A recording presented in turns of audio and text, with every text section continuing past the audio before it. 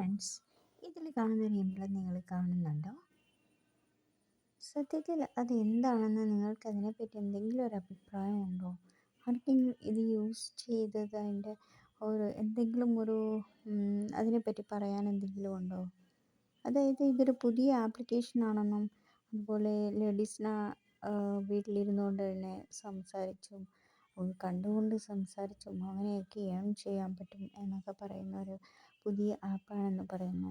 പക്ഷേ ഇത് ശരിക്കൊരു ആപ്പ് ആണോ എന്നാണ് സംശയമുണ്ട്.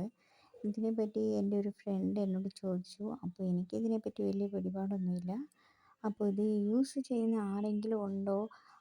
നിങ്ങൾക്ക് അതിനെ പറ്റിയുള്ള അഭിപ്രായം എന്താണ്? ശരിക്കും ഇതിൽ നിന്നൊരു വരുമാനം ഉണ്ടാക്കിയെടുക്കാൻ പറ്റുമോ എന്നൊക്കെ നിങ്ങൾക്ക് അറിയാമെങ്കിൽ ഒന്ന് കമൻറ്റ് ചെയ്താൽ കൊള്ളായിരുന്നു.